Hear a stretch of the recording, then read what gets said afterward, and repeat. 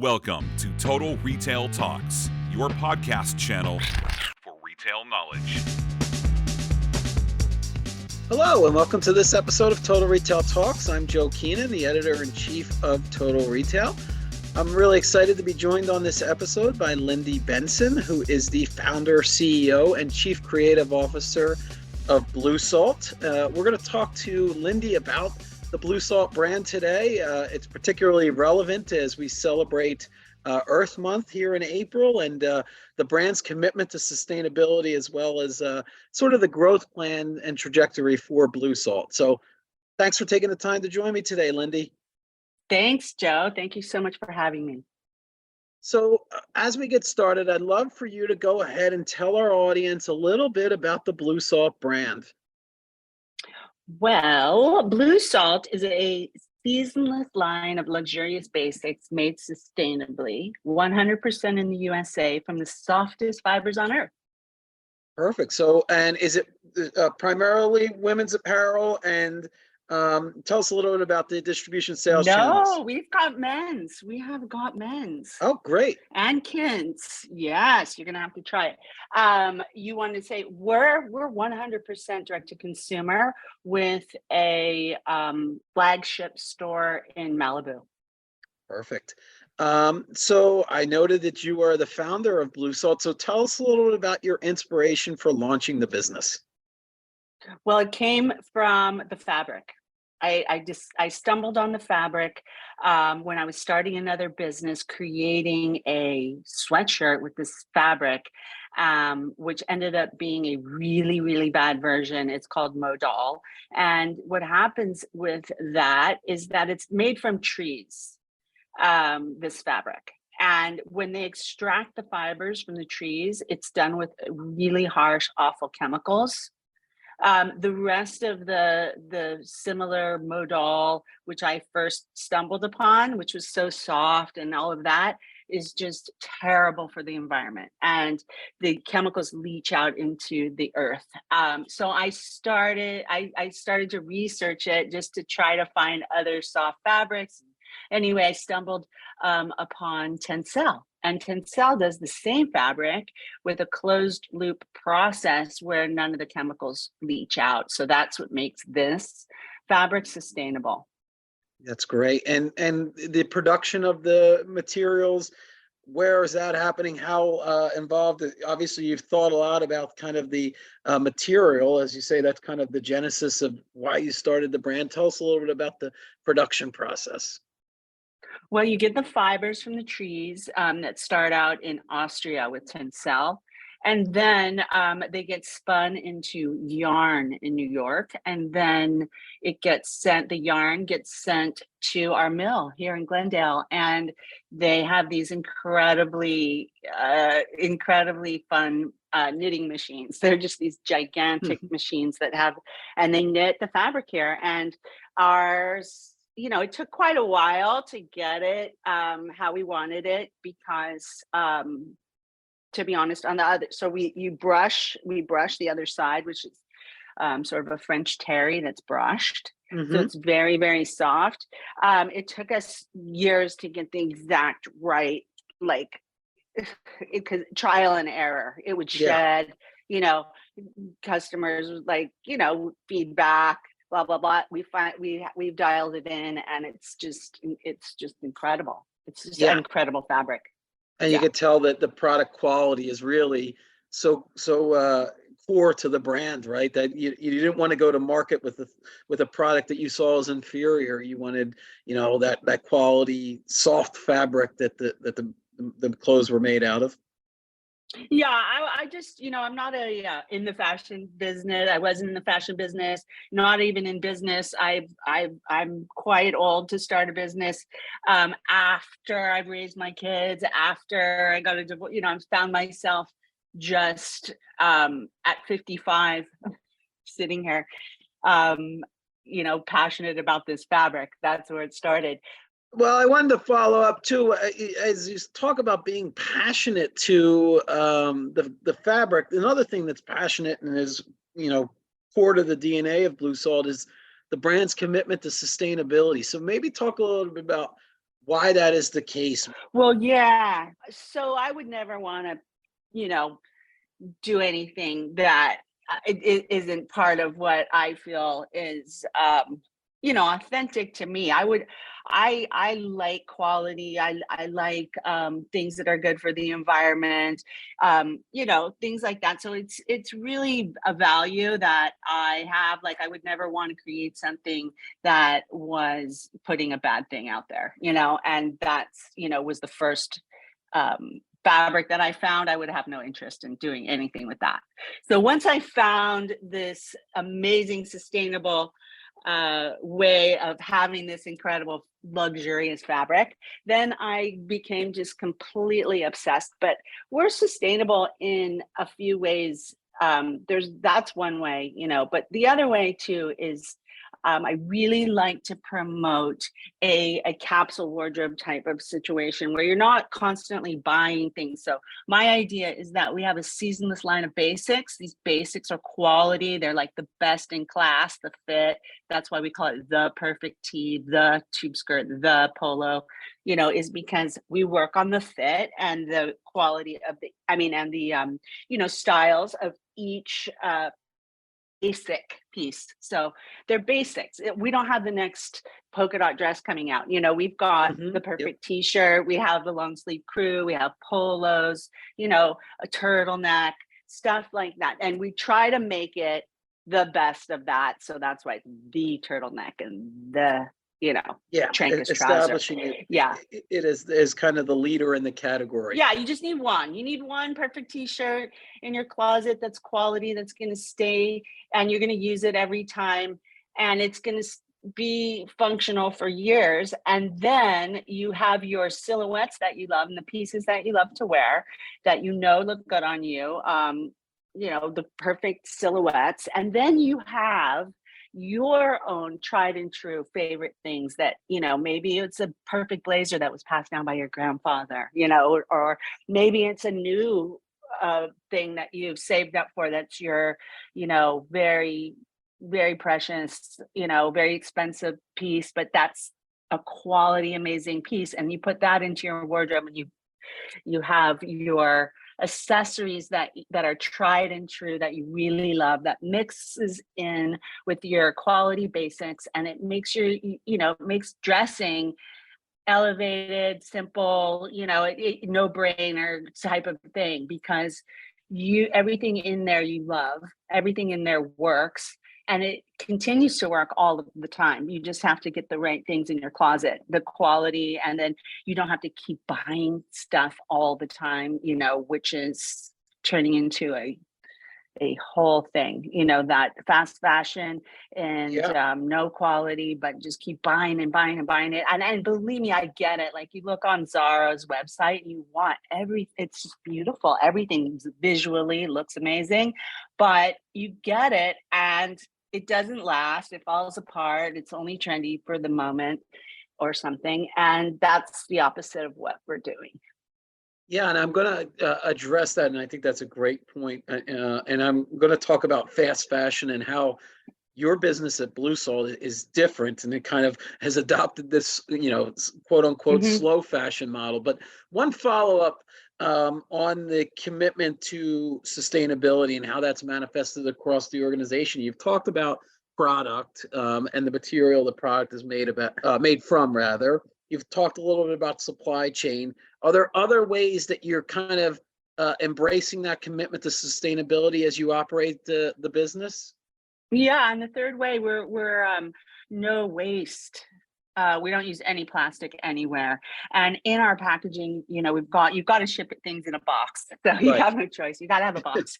So, but it's a recycled box, and then inside is just a reusable canvas bag, and we have a card, a care card made from wildflower seeds that you can plant. So we're really, really consciously trying all across, even in production.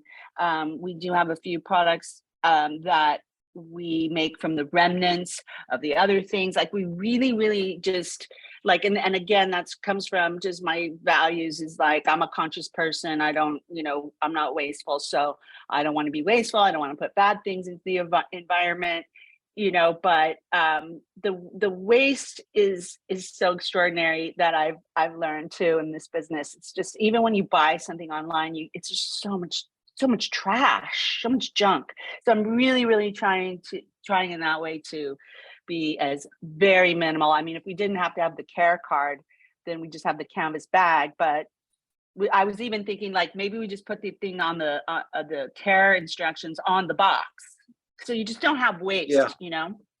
Yeah, you've hit on that third core piece. You talked about the product, you've talked about supply chain, and then packaging.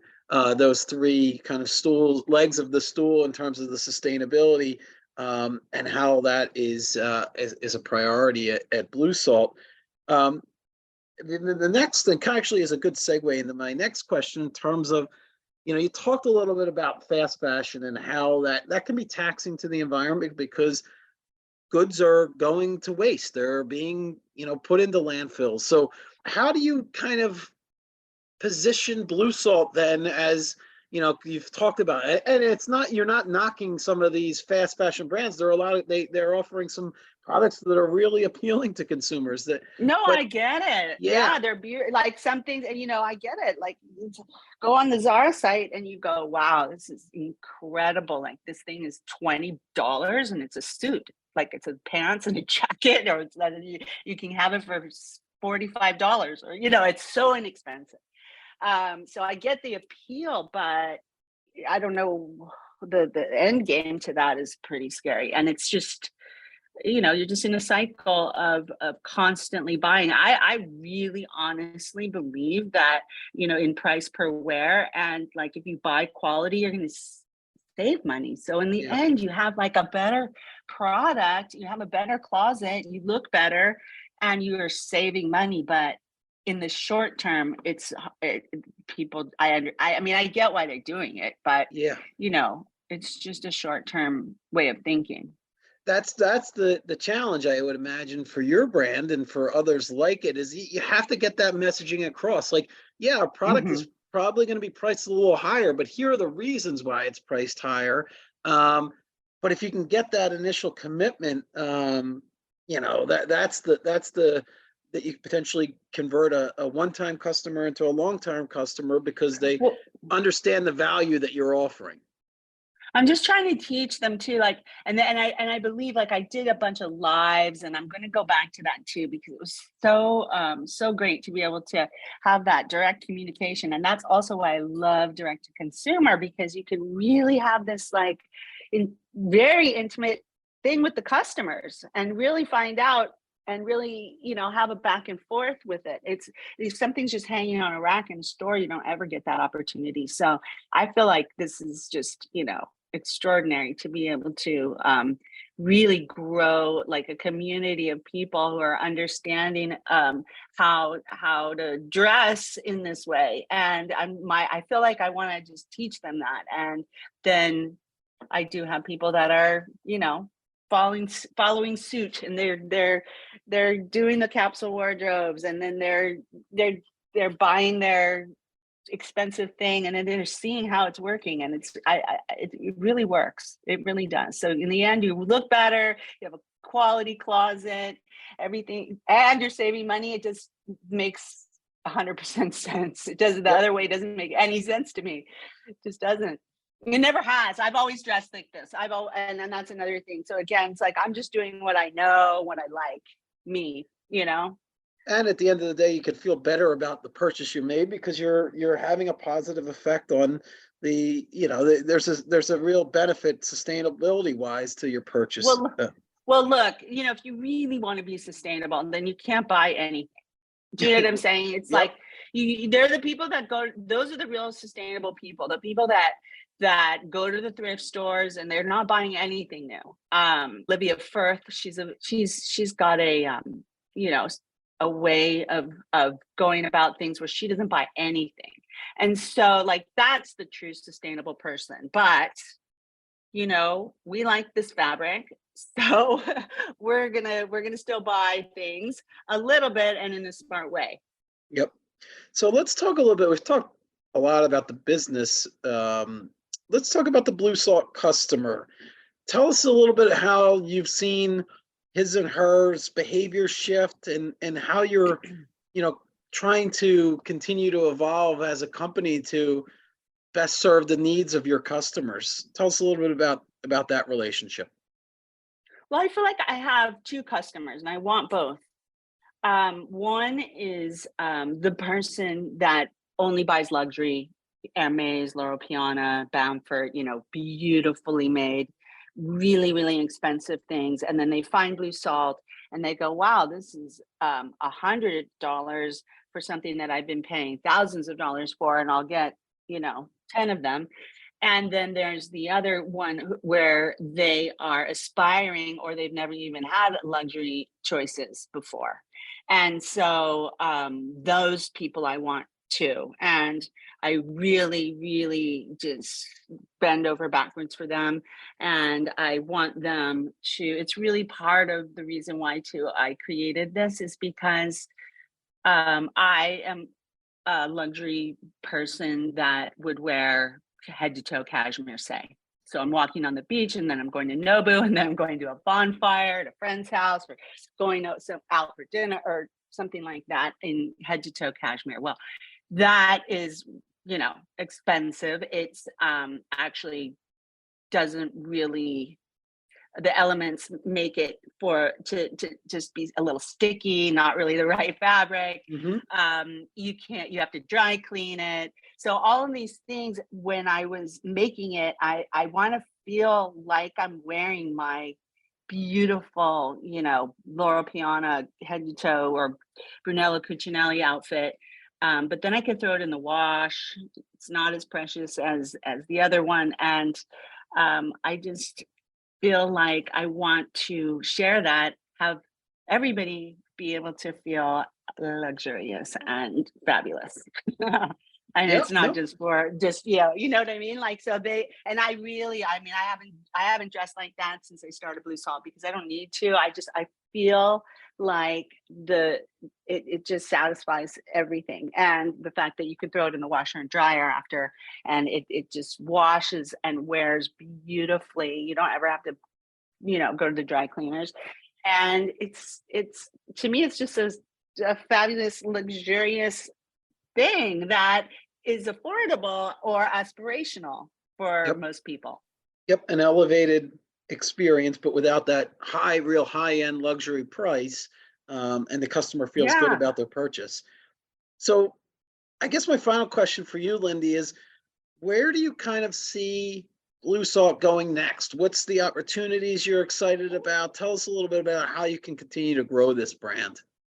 Oh my God. Well, I mean, I have so much. I never stop. I work 24/7, and I literally have a million things developed, including bedding. And the bedding is ridiculous. It's just so beautiful. But we're trying to build a very healthy, very solid business here, which we're doing, and it's very exciting. And so, when we launch the next thing, we go into the next phase of products, or category. It's going to be, at the appropriate time, when but we have we have so many things. We have so many things developed, like puffer jackets and like quilting. We've tried like, I don't stop trying things. So I would be thrilled to be able to put out some bedding, because I really think that this fabric is next. The old flannel sheets, that Mm-hmm. Yep. whole line of bedding. Well, this is like next level. It's literally like sleeping in a cloud. It's Yeah. so beautiful. So like, that's one of my favorite things we've developed. I also love the quilting, and so like a puffer jacket made inside with the, no feathers. It's all made from the fibers, and it's a whole natural, incredible puffer jacket, soft and luxurious and beautiful. So I mean, there's a million things. So it's just right now, we're just coming out, like our year is packed solid with really, really great classic styles, better and better and better. Like we just released the long sleeve crew dress and we literally can't keep it in stock. It sells out every time, and we recut it now like 5 or 6 times now. So that's what I'm focusing on, just providing the best styles and the best quality styles for your wardrobe. Yep, some natural product extensions, some new categories, really some exciting things to look forward to coming from Bleusalt. So I want to take the opportunity to thank Lyndie Benson, again, the founder, CEO, and Chief Creative Officer of Bleusalt, for joining us on this episode of Total Retail Talks. It's been a lot of fun. Thanks for joining me today, Lyndie. Thanks, Joe.